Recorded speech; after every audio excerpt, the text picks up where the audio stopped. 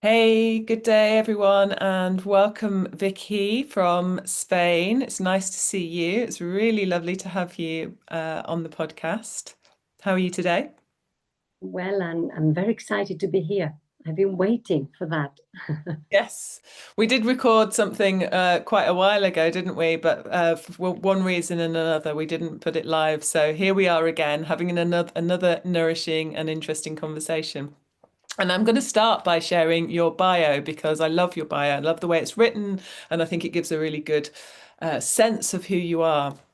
So it says, I've enjoyed an eclectic and varied training. In addition to many enriching life experiences, I have had the honour of having very inspiring and wonderful teachers in fields as diverse as languages and translation, alternative therapies, and oriental dietitianry, grief tending and parenting, dance and theatre, and education and emotional intelligence, and nature connection and spiritual traditions. And I thank all of them for their wisdom, their dedication, their joy for sharing, and for entrusting the joy of learning and marveling to me, and to offer me what I needed at every moment, and to keep my curiosity alive. And I love that about you, Vicky. We became acquainted originally because of your curiosity and your commitment and passion for learning and growing and observing and experiencing when you came to visit um, the forest school that I was running in the UK, which was quite a lot of years ago now, maybe 6 or 7 years ago. And recently, and since then, we've stayed in contact and connection, and we've run a number of programs together, one being children, nature, and spirituality. And then recently, we facilitated the Nature Quest in the mountains in Catalonia in February, which was just amazing. Such a beautiful part of the world where you are. I love it. Actually, it's kind of just the perfect environment. You're like, I don't know, 40 minutes away from Barcelona, which is one of my favorite cities in the whole world. And you're also like half an hour away from the beach, which is amazing. And you're in the mountains surrounded by forest, and it is beautiful there. And we had a really, really amazing time. How have you been since then? Since I saw you, I've been going through different processes. One of them was to integrate what we did, which was one of these programs, was a new one that we just did for the first time, which was the Nature Quest. And I've been integrating it because I'm sure you remember, Leona, it was raining quite a lot. You came to get some of the sun here. And for some reason, you brought us the gift of rain, which we have been waiting after so many months of not water coming to us.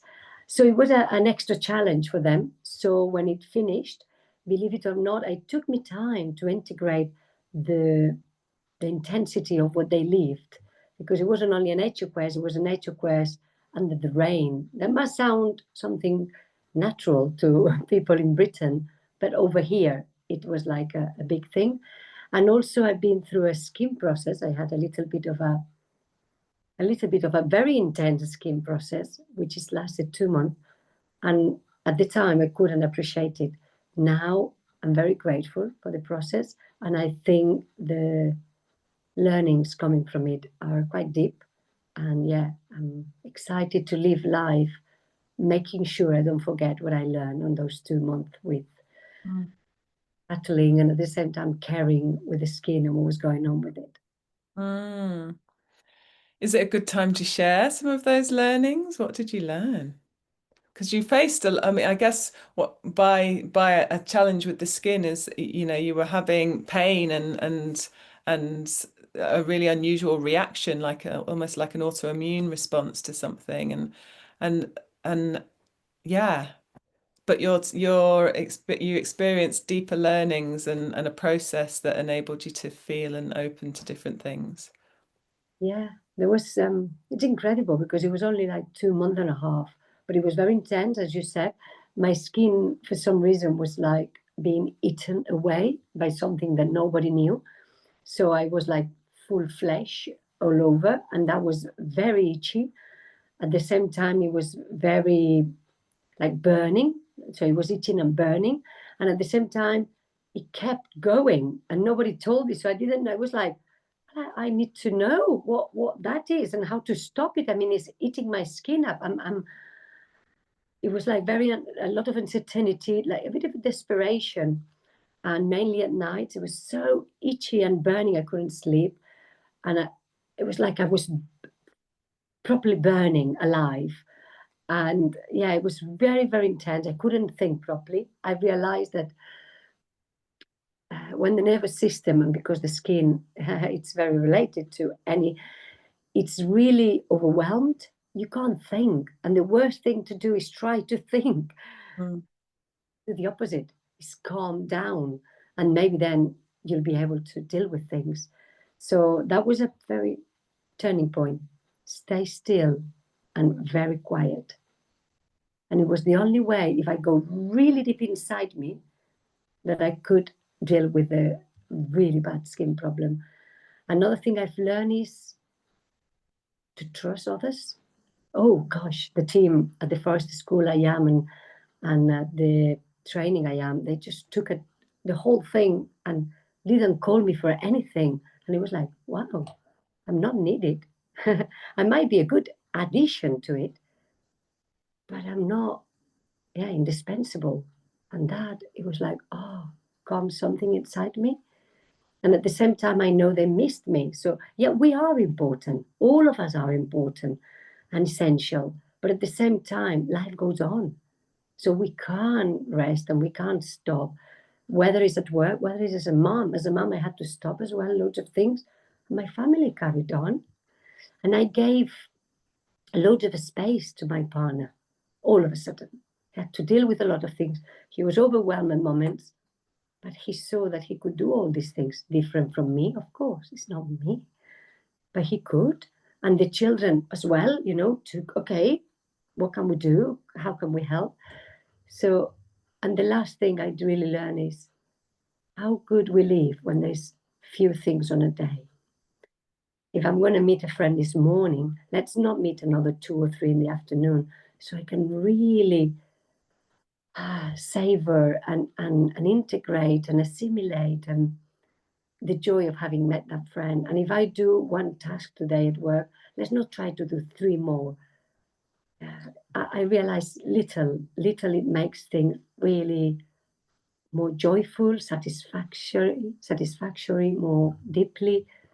Yeah, life becomes, instead of full, it becomes like deep and wholesome. I don't know how to explain it. Mm. Wow. Yeah, what a process. Because I would have said that you were someone who already modeled a very simple life and who already modeled that connection and that deep family.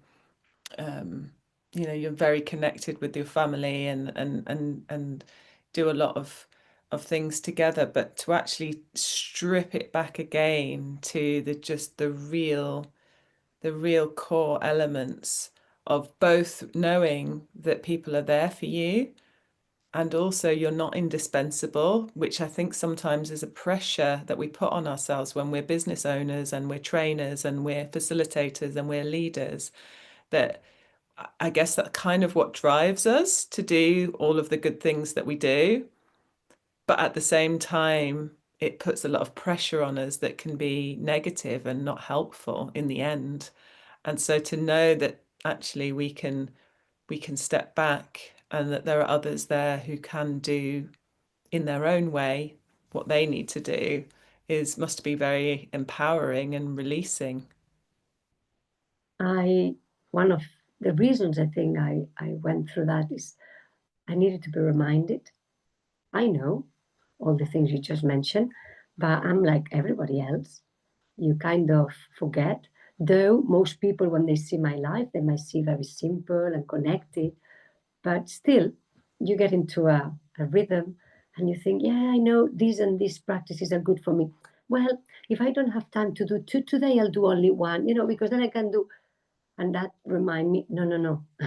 The practices and the things that look after yourself and after the, the closest ones, they can't be overlooked. They can't be reduced. and the extra ones, then you do them as you can. Yeah, I think it was a reminder of, Vicky, so make sure you don't forget. Mhm. I always imagine this spiral, that we're always on this spiral of life, and we keep coming back round to the same things that we need to learn, but we're also a little bit further up on the spiral. So we're seeing the same part, but we're coming round again with deeper wisdom, deeper learning, and sometimes it's stronger if we haven't listened and we haven't properly taken on board the last time. Sometimes it hurts more, or it gives us more of an opportunity, and sometimes it's just a reminder to to to remember what we already know, because it's there within us, isn't it? Always, we always have that capacity to to tune in to that inner voice and to what we already know. But the busyness of life can really prevent us from being with that. What was And I guess it's not what everybody thinks, but I know that, like me, you do believe that life has, um, that we're part of an interconnected web of something, of of interconnectivity, and who knows what we can call that, magic or nature or something bigger, the great mystery. Um, but what was a turning point for you in your life when you first realized about the depth of that connection with nature, and and that it was more spiritual for you? I wouldn't know if it was a turning point or it was a collection of experiences that at one point made me see the turning point. So it wasn't that turning point by itself, but I think it was a collection, probably, over time. I've got a few memories. I have one memory that I like when I was little. I was at the Scouts, and it was a summer camp, and we were running down a slope, and there was loads of bracken, I think you call it, a fern. I think it's fern, not bracken. It was a lot of bracken. And I ran down, and when the others came down, a little girl said to me, Vicky, you are a forest girl. You should live here. And of course, that comment could be whatever. But inside me was like, yes, I am a forest girl. And I really liked that. And over the time that it came, why I was so happy about that name, I thought it was because somebody saw in me something I wasn't telling myself. And I thought, yeah. And then it's been a lot of experiences, but there was once I did a medicine walk and I had experience with a tree. And I thought, I can't tell nobody in the world that because they'll think I'm bonkers. I would think somebody's bonkers if they told me that at the time. And I remember for a long time not telling it, but wanting to tell it. And I think that experience with that tree, it was really magical. It wasn't very anything big, no lights or fire lights or anything, but it was very magical. And since then, a lot of beautiful things have been happening. And this is one of the practices I do nowadays. I have to stop a few times a day, and it doesn't have to be in grand places. Sometimes when I go and hang the clothes up, stop and look, because if you look, you will see beauty. And for me, beauty is the form of the, I don't know how to call it, the great spirit or the transcendent. It shows us through beauty, I think, through other ways maybe as well, but beauty is a way that it tells you still there, I'm here. Mm. So stop. Sometimes I get the car and I just stop, and if I'm in a town, I look up at the sky and there will be something beautiful, and I'm like, oh. And that is something that happened out of all these collections of experiences. And I thought, there's always there to look, something beautiful, and reminds me that something bigger, as you were saying, it's there. And I love the metaphor of the spiral. Yeah, I really loved it. I'm keeping that. Mm. Hmm. Yeah, it is really something. I used to think beauty was quite frivolous, quite um I don't know. It wasn't something that I felt was needed or I was quite austere in my desires and in how I surrounded myself. And it's only over time that I realized actually that maybe that was a reflection of how much I felt I knew at the time, you know. And over time, I love surrounding myself with beautiful things, handmade things, crafted things, natural things, things that actually remind me of the beauty and creativity and possibility that this life and being a human um, enables us to experience. Because yeah, like you say, there's beauty everywhere, and also we can choose to draw more beauty in to us either by cultivating it and creating it and bringing it, or just really noticing it through texture and taste and smell and really just giving yourself that moment to appreciate the many and varied ways that we can experience. That's um, yeah, yeah, and it connects a lot to gratitude, doesn't it? Yeah. I think beauty is a door into spirituality.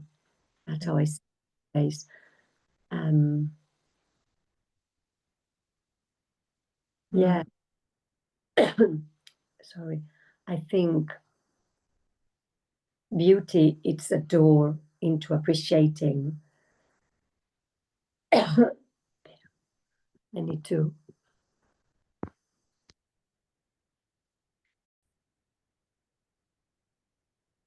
I needed to cough. Well, I think beauty is like a way into spirituality in the sense that I'm not talking about beauty artificial and when it's quantity and sometimes with a plant you have enough or with so but I think beauty takes you to this place of joy, of gratitude, of appreciation of things. And from there, I think you can connect to, to this place, which, or this interconnectedness that we call spirituality. And I think beauty is not opposed to austerity. As you may know, Leona, we live quite a simple life. But simple, it doesn't mean there has to be ugly. It can be simple, but it can be chosen in a particular way or arranged in a particular way. Or, you know, sometimes I think of Francis d'Assise, and he always speaks about austerity, but he spent loads of time in nature, and he was looking for beauty. That was one of the things he was like in love with the things he saw. So you can be austere, but that doesn't mean you don't appreciate beauty and what beauty is and what opens in your heart as well. And that's like sometimes when you cook a meal, you can just put something in a particular way in the pan and just like the pasta and the sauce up there, or you can put it in a nice bowl and you rearrange it and you put the sauce around. And it's the same meal, but it looks different and then it tastes different and then it feels different. By it given that extra thing. So how did you not get swept up into the same thing that so many of us get swept into? You know, like the thing of feeling like everybody else has got this stuff and these things and we need this amount of money and we and because you know I live a relatively simple life, but then when I thought I did at least, and then when I came to stay with you and realized how much closer you are to the land and to the rhythms and the cycles, you know, just for the listeners at home, when I the first time I went to Vicky's, I think it was October, and you still hadn't turned the hot water on yet because you turn the hot water off from March until October. So, and you have an outside shower. So even the children for the whole, I mean, I know it's Spain, it's very different in the middle of the summer. Maybe you wouldn't even want a hot shower, but still from March until I think October, maybe even longer, you don't have hot water. You just do with the cold. And um, and that was just one example of how you've really come to adjust to having what you need, but not more. And it made me realize how much more than what I need I have. And that's okay. You know, it is just the way of things in this Western world, and I have my own ways of doing what I can to buy ethically and locally, but you really only eat food that's in season and grown locally, and then you don't have the things outside. So how did you not get just swept into it all? And have there been times in your life where you've made different choices and this is just somewhere where you're at now? Yeah, definitely. I had different choices, but I suppose that comes from when you were telling about my bio, my yeah, where do I get what I've learned? I thought there was somebody missing there, which is my mom, and she is really not because she's my mom. She's an amazing, definitely amazing person that has open, amazing questions for me. She doesn't answer. She gives you great questions to answer. And she lives a life which is, yeah, amazing. And she doesn't live in the countryside. She lives in a town. She's got a little house with a garden. But you can see she doesn't need anything. She's got plenty of things. There's more people, but you can say, "Oh, I'm taking this from you." Okay. And she doesn't value things. She values people and she values experiences. And I think I grew up with that, valuing relationships in the big sense, because we always had animals and she had relation to them all. And I think I grew up with that. And then I met my partner, which as well is a person that, yeah, it's interested in what is the minimum things we need to really live. And we don't live with the minimum because we've got internet and we've got a lot of things. But it's true that, for example, the water, I was going to update you with that. Nowadays, last year already, we told the children, what do you think now that you're older? There's going to be not hot water at all for the whole year. On the winter months, which is cold here because we live up in the mountains and the water comes straight from the river, so it is quite cold. You can have one hot water a week, November, December, January, and February. After that, that's it. And they said, yes. And you can see my daughter, she's 14, having cold showers. Not that she only does, with the head is the hot shower, but the other day she went to showers cold. Why do we do that? And why we don't get swept away? Because we realize very soon, and very soon might be a few months, that we don't need it. And actually, we realize that a lot of the things that we get to make our life easier, it makes us less capable. I don't know how to explain it, but the more comfort you have, the more you think you wouldn't be able to live without that. And me and my partner, we are somebody that very independent, very autonomous, and we like to live in a way that makes us feel that we are capable without all these things. So it's just a little bit about, okay, when we started about the hot water, it was October to we made it in a way slow steps, because we want to reach to feel that we are capable of living. Like we did sleep for about 2 years, once a week outside in the forest, no matter the day. It rained, it snowed, we slept once a week outside. And it was for the same reason, to teach us first and then our children that we are capable of that. And then at 13, my daughter decided that was it. She was going to sleep always inside. But now she knows she's capable of sleeping outside. And she's good at finding the best spots where there would be no wind. Why is that necessary in everyday life? If you're going to always have a house, we hope, it's not about that you're going to have a roof of not. Is that gives you that learning that you are capable of many things just if you try it, if you train yourself.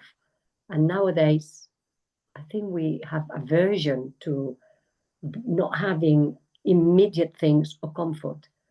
And I think it's one of the things that we need to offer more children and young people. Comfort is great, but it's not necessary. Mm-hmm. Immediate things are good, but it's not necessary, and they're not the best. And that's what we live with. Mm-hmm. So tell me more about your journey into forest school and nature guiding, and also training adults in forest school and nature guiding, because that's a lot of what you have been doing over the last few years. Mm.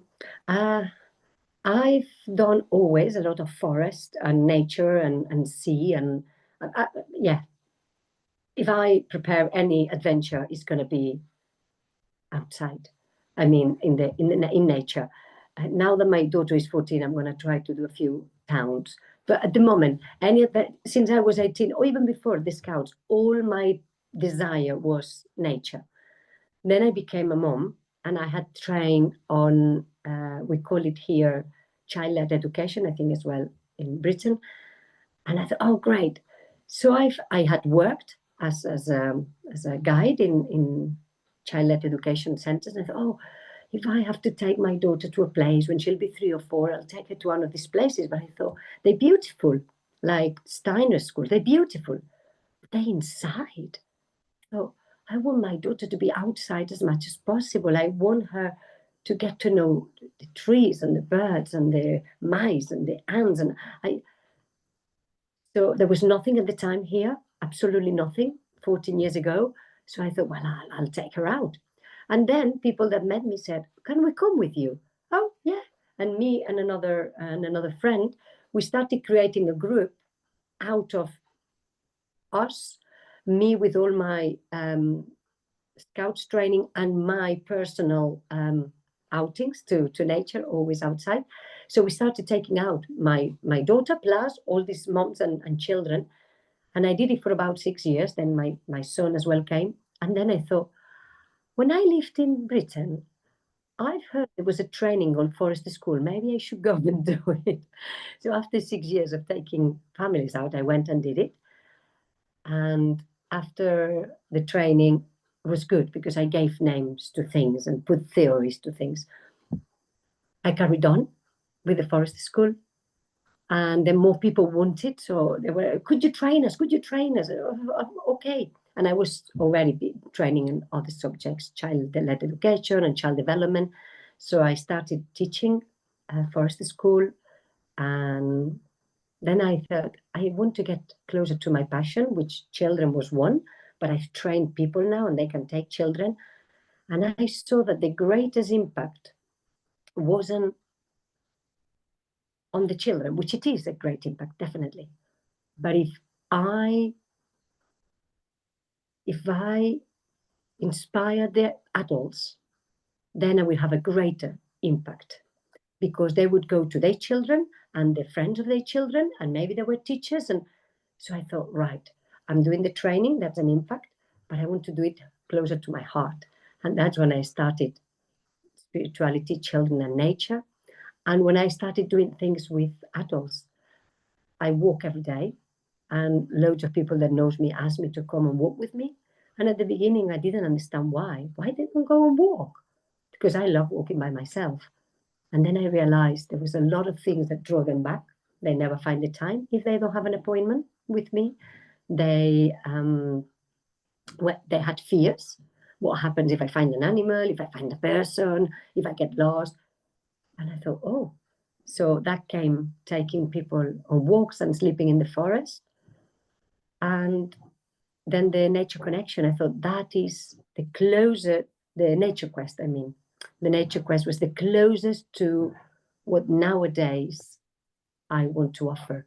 Medicine walks and Because I think if that arrives to the adults, then we know we'll get to the children because they're all aunties or grannies or friends. So yeah, Hmm. that Hmm.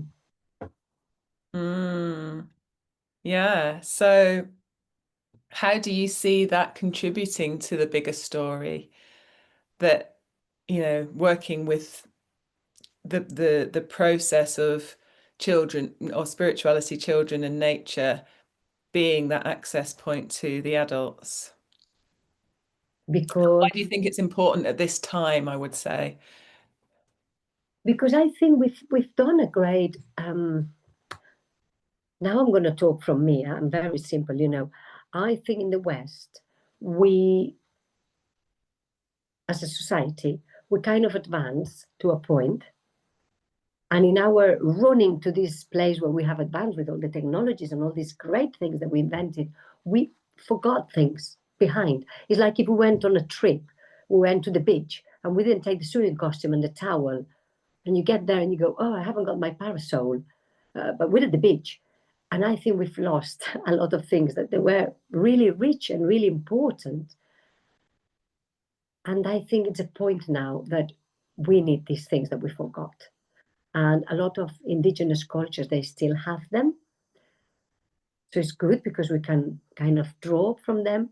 We can just draw back from a few decades. We don't have to go that far. I mean, my grandma said so many things that nowadays we don't even think about it. And I think it's a moment that we've run so much that we forgot some very crucial things for us to be healthy, for us to develop fully, for us to open our wings to our best, to our, and I think that is why it's important. And in education, we realize, oh, movement and sensory experiences are good for them, so we put them back. Oh, emotional intelligence is good for them, so we put it back. So we have been getting things back that we have forgotten. And I think now is the last little thing. Or maybe it's not the last, I don't know. But there is a very important thing. I think it's the next step. Mm. We got all these things back into all these alternative education, and now in the mainstream as well. And now we have this one which is there. We needed to recover it, reclaim it, and enjoy it, which is spirituality, which is a very simple thing, really. It's just being connected. This is why we came together to work together, because your passion is the same as my passion, which is about it's it's about what is it about? It's about bringing people back to themselves in the environment that's always there for us. Actually, even when we're not outside in the wild environment, it's the inside, that connection to the elements which make our heart, minds, bodies and spirits, that kind of. And I saw the same thing when I used to work with children, and I found that it's really great working with children. I love it. It's fun, and it's so natural to them when they have the freedom. Actually, they didn't really need me. They just needed the opportunity to be in nature, which was great. But then they were going home to lives with families, good parents who'd forgotten themselves how to have fun, how to live without the comfort, how to connect to the cycles of life and the rhythms of life and the rituals that we've lost through the rejection um, of most mainstream religions. A lot of people are choosing not to follow religion as it was given to us by society, but then there's a lack, and I really noticed that, and it felt really something that I really wanted to do was work with the people who were working with children, work with and that's including parents, but the teachers and the childminders and um and that's what took me on that journey to start working with adults, because like you say, it's not rocket science. We're not trying to teach something new. We're just creating spaces where people can come back to that awareness themselves. And and another thing that that you said is that until people have an appointment to do something, they won't do it in these busy times. So it it is a really good thing, I think, that we do in creating these ways that, yes, people could do some of them themselves and hopefully will do and do as time goes on, but also having these spaces to be with other people who feel like they do, or yeah, to grow the communities and to grow those like-minded connections with people and help people do that, I think is really, really important, really needed in these times. Because I remember the resistance I felt when I did my first eco psychology training, and someone came back saying that the tree had spoken to them, and I was just like, there was a kind of, it was a kind of ridiculing in my mind, not openly, and then also this longing. Why don't trees speak to me? I want a tree to speak to me. I want that. And really that ridiculing of that barrier that we put up is because we haven't experienced it and we don't know if it's true. And there's a longing for a deeper connection. And I'm not saying that even if people turn towards it, trees are going to start speaking to everybody. And it definitely doesn't happen with lips and words, but it definitely happens in a, but there are definitely ways of being with trees and experiencing and feeling and sometimes hearing different energy. So yeah, I've really appreciated the co-creation of the Children, Nature and Spirituality program, because what we're doing is we're working with people who already have that longing. They already know that there's something that's a little bit missing, which is why it's so popular. Just those words, children, nature and spirituality together in one tidy package is so appealing. Some What do people, you, they don't even know what they're coming to. yeah. And these three works together, I know there has to be something there. I don't know what I'm coming to. I don't know what you're doing or what but the three words, they really spoke to me. And yeah, that's beautiful. Mm. Mm. So what are some of the gifts or the realizations or the awakenings that you've seen in the adults who come to children, nature and spirituality? Um, One lovely awakening is that it's a lot simpler than they think. When they go away, they go, ah, so I can't do that. That's simple. That, as you were saying, no, you don't need to talk to trees or you don't need to hear them. And in fact, I don't know if I hear trees talking. I see their branches and then I do stories in my head, and that's the answer. Uh, it was that I don't know. So people sometimes they think, oh, what are they gonna? And they go away saying it's quite simple. In fact, I realized some of the things that we've mentioned and that we experienced in the course, I was doing it, but I wasn't putting the consciousness in it. I wasn't putting the presence in it. And all I need to change is how I approach it, how I offer it. That's a good thing when I feel a good thing when people say that, because that means it's something they're already doing. It's not a very, very new thing. It's something they're already doing. They just need to change how they look at it or how they offer it, how they appreciate it. So that's one. Another one is when there is new things that they don't know or they never done or they never experienced, but they say, oh, but that's simple. That's simple. And it's so like, one thing that you present in the program about having a glass of water and just giving gratitude and having a drink of that water. Now they say, wow, it's so simple. It takes just a minute of my day and it changed something. Or another one is the one I say to people, when they say, oh, but I can't go to nature every day. I say, is there any nature around you at home? Have you got any plants? Have you got, do you live with a dog? Oh, yeah, yeah. Just give it a bit more time. Say hello, say good night to that being, and you will see. And they go, wow, how simple is that? And what changes at home just by being in connection with the beings from other species that are already around. We don't need to be in the middle of the wild all the time. We're not. We live in houses, and most people in towns and cities. So I would say, the small things, small, simple things that they can take with them and put into practice straight away. And that's, I think, is one of the bigger gifts.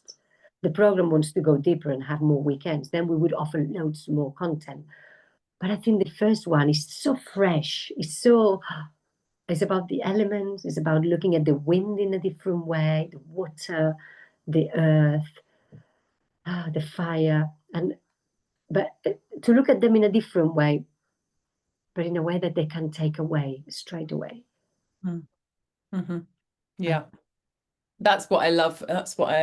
For me, it's been my biggest access point actually to deepening my connections has been through the elements. And I think having had an experience myself where I was trained years ago just to come back to these simple teachers, energies, and really go deeper and deeper and deeper has just been the journey of the last decade for me. And I love it. Feels like such a privilege to be able to give that gift to others and know that it will fundamentally change the way you live whenever you really start building these relationships. So I guess this is adding on to that original question of how have you managed to to not get drawn into mainstream culture. And I'd love to know more about what daily, weekly, or seasonal practices that you do that help you to stay grounded and aligned, especially when life gets demanding and when, it's all very well doing a course or listening to a podcast and feeling inspired, but actually, what is it that keeps you connected? And maybe something that people at home could incorporate into their lives.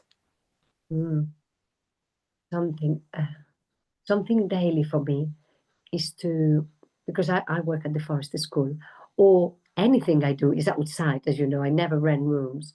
So even the trainings and everything, my meetings with family, anything, it's outside. There is one thing weather is important to me. Is it going to rain or not? Is it going to be cold or not? Do I need to do a fire?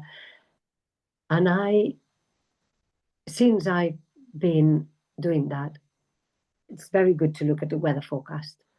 But I've been saying to myself, go outside and look, or just through the window, just look and feel. And it was to do with weather, but it's so simple. Just go outside before you get dressed, in my pajamas, or even in not my pajamas, or whatever. Even though through the window, you don't need to be in the wild. And just feel the day. Feel the day, how the day feels, and how I feel with it. Because the same temperature, same weather, one day might feel in a way to me, or in a different way, because I am more like this or like that. So that's a practice I started doing just to know the weather, but I realized it fills me with something else. Just look at the sky. Where's the sun today? Has the moon gone already? Is there any clouds? Is there any wind? How is the earth? What can I see? That is really small, but it has changed my day completely. Just to look outside and see how it feels with me. Not only look, but how does it feel that with me? Very clear, bright sky. When I had the skin problem, it was like, ooh, doesn't feel very good. I'm gonna eat. But so that's a practice I like to do. And and in my crisis days, it's gonna be a very long day. It's like, shh, look outside first. See what there is for you. And all of a sudden, crisis becomes little. Then I could say some of the things I do that they related to the 8 shields that you and me as well are quite into it, or cultural emergence as well. But I will try to say things which are not on this land, on this field, because people can already research, or maybe you've done it in another podcast, or you would do. I do another thing. Even in my crisis days, we write a lot of messages every single day. I am very adamant that when I write a message, I'm don't go straight to the point, because that forgets everything that surrounds us. So and sometimes I do straight to the point and then I stop. Okay, let's go back up. Hello, and the name of the person. So the person knows I'm talking to them and I know who I'm talking to. And then I always say something of what I see in that day to do with nature, whether when I open the window or whether I went on the walk, something. It doesn't have to be something great. Sometimes I see amazing things. But sometimes I see simple things like, wow, the oak trees this year have a lot of flowers. And I just say that, hi, have you noticed the oak trees with a lot of flowers? And then I go, by the way, we're meeting, da, da, da. And I made this into a habit of every single message. And sometimes that sentence that I said to that person is the one I'm going to use for the day. But it's my addition to approaching people to nature, making them remember that there is other beings, that they live around us, that they breathe with us, that they maybe have as well crisis moments, and that's something I do no matter what. And it helps me think that I take people closer to nature, but that reminds me, because at every single message, I stop and say, what have I mentioned about more than human world? What have I mentioned about that? And when I have a crisis day, remembering about nature is like, oh yeah, hey, hey, calm down, Vicky, humanity, Vicky, calm down. And it does help me a lot to do that. And any other practice that I do that is not not so clear as the HL's ones, that probably more, some people might know. If not, you will do a podcast about them. Which other one? Well, that greeting. As well, very adamant on my greetings with people and my goodbyes with people. Where people, I said people, I wouldn't say people, I will say beings. I say hello to my dog every morning and I give him a hug and I say good night, and to my children. And I make sure that when beings, I'm going to separate from a being, I close it nicely with a goodbye. And when I meet up the being, I open it. And in my crisis days, sometimes it's beautiful because you just say, for example, if I met you in the street and really consciously, I'm in a hurry, I need to get in it, but I stop for a minute, say, hi, Leona. This Leona might look at me and see this and just give me a hand and go, come on, go. And oh, in my crisis day, I make it even more adamant to make sure I say hello and goodbye properly to people and beings.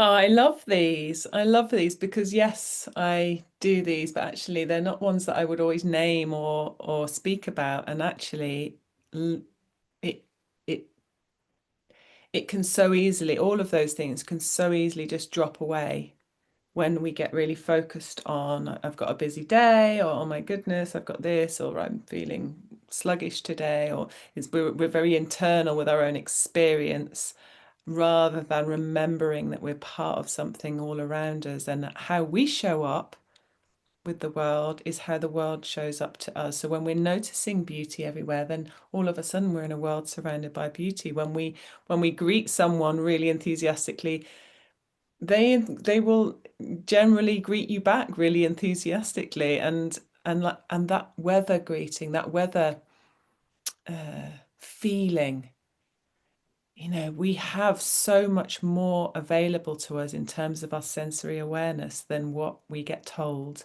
You know, I guess in times gone by, farmers, fishermen, people who are working outside, they would know that the rain was going to come at 3 o'clock in the afternoon, at 7 a.m. in the morning. They wouldn't have an app. They would just know.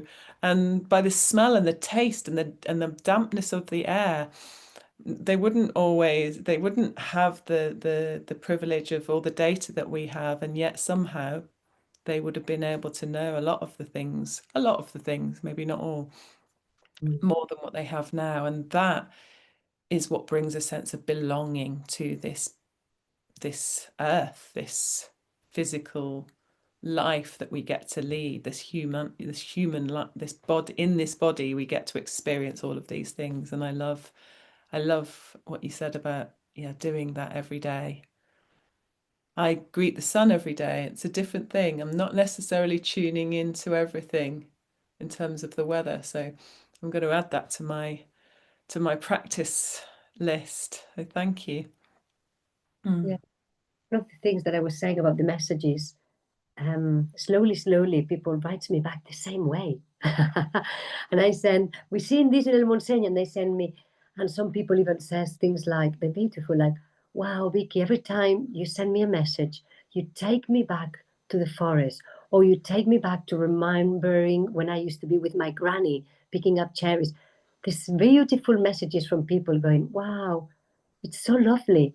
And I wasn't doing it for that specifically, but I can see that it has a ripple effect on people realizing how nice it is to receive little information. Sometimes, yesterday I saw a mouse. It doesn't have to be big, but just reminding us that there's so many others around, so many others. Brilliant. Hi, so I guess as we start slowly to wind up this call, I thought it would be nice to tune in a little bit to the people who might be listening, and I wonder if sometimes there are people often who are listening to this podcast who are thinking about stepping more into their true calling, perhaps might be feeling fear or uncertainty or an excitement or a passion or wanting to be more connected in their everyday life, maybe without any drastic changes. And maybe there's some who want to make some drastic changes. But what wisdom could you offer them from your own experience? I guess, to deepen that question, how has your intuition, how have you learned to trust your intuition and your inner knowing about your life or work, and what advice would you give to someone who is learning to trust themselves more deeply and to listen to those tugs from the universe? Yeah. How to trust yourself. I doubt sometimes still. I think one thing about trusting yourself and going to the inner calling is to remember that you might have doubts, and that's part of it. You will feel vulnerable sometimes. You will sometimes think that you're doing the wrong thing. Are you sure you will, you will be in that world? But when you give your spaces to stop among all these things going on, voices and doubts, vulnerability, there will be a voice going, but that is the way. That is the path. And you will think, are you sure? Oh, and there will be it's to me it's something between inside and outside. There is a soft place that I feel it, and how I feel it is when I offer myself the space to stop for a bit, and the brain will work and will say thousands of things. It's not to listen to it, but it's just to go to another place. Sometimes it has to be with eyes closed, sometimes it has to be about just looking in nature and just seeing, where do I feel that soft spot that tells me that's the path. And it doesn't mean because that's the path is going to be free of effort, free of doubts, free of fear, because that's what I had in my mind when I was young. When I'll know the path, it will be straight. And it is not straight. That's what I found out, at least mine. It's not straight and it's not easy. But in a way, it's easy because when I start walking towards it, it feels right among the doubts and among the uncertainty. But it feels, yeah, it's a calling. I, yeah, I think life has not design, but it has a. I think we have a place in this story, and you can try to change your role, but it usually doesn't work, and you notice that. You notice it doesn't work. So I'm really sorry. Probably I'm not giving them anybody much of an advice because yeah, I wouldn't know how to explain it. But what I would say is not because you feel doubt to something, it's not that. but yeah, find if there is this little soft spot or whatever. But yeah, because sometimes I've been told, when it'll be the right path, you will have no doubt. And I do have doubts. Not the doubt probably that they were mentioning, the teachers. I have other doubts, not that doubt. But and then I had to tell to myself, okay, even if it's the right path, there will be moments of crisis. There will be moments of wanting to let go of everything and do something else, you know. And that path, all these doubts, all this uncertain, all this vulnerability, all this fear is part of the path. Probably I'm learning loads from those. So yeah, I'm not giving much of advice on how to. No, I really, I think is exactly the advice that we all need because it's so true. For me, what I've learned, and this is over time, that yes has a feeling. Yes, Mm-hmm. has a feeling. And once you, if you know something is a definite yes, notice in that moment what that definite yes feels like. What's your body telling you? Where is it in your body? Like for me, I get a little shiver when I feel in alignment and that what's just happened, what thought I've just had is true and right. I get like this kind of shiver up my back, and it's only through really paying attention to my yes that I've learnt that. So then when I don't know what an answer is to something, I can drop into that place and really feel for the yes. And is it there? And then I'll either get the shiver or I won't. But and for somebody else, it'll be something completely different because there isn't an answer that's going to be a definitive. It's about us really tuning into ourselves. Mm. Um, so what you said really resonates. And I think actually for me, it is through things like the Nature Quest that have given me that stretches of time to really actually learn to be with myself and drop into the quiet space within and really notice when a leaf lands on my lap, what was I thinking in that point? Was that a signal and a sign? I don't know. You know, it's like tuning in, feeling for the yes again. Um, when a bird flies right in front of you, what did that instantly make you feel? Is that something you could process? Is that something that is a memory?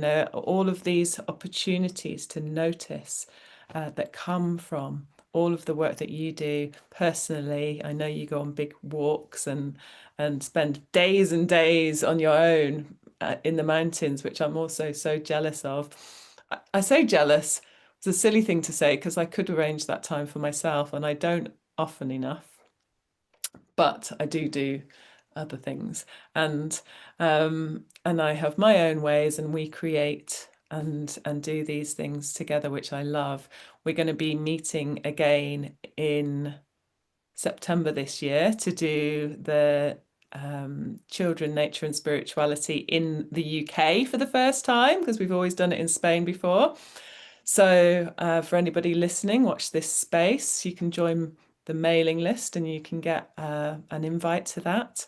Also, we will be running a nature quest at Spirit Horse Valley in Wales, which is very exciting. That's part of the year-long in-person leadership training that I run. And I'm really excited to do that. And I'm really excited to take you to Spirit Horse, Vicky, because been going there every year for 5 years to the Young Woman's Rite of Passage that I'm involved with. And it's just such magical land with waterfalls everywhere and beautiful rivers and roundhouses. And yeah, it's a beautiful place to gather. And we're going to have a lovely time. Mm. Before we end the call, I just wondered, is there anything that you'd like to share about where you are now, what's coming next for you, or what's alive in you right now? Well, first of all, I'm very excited about all the things that we're going to be doing together up in the UK. What's coming for me now?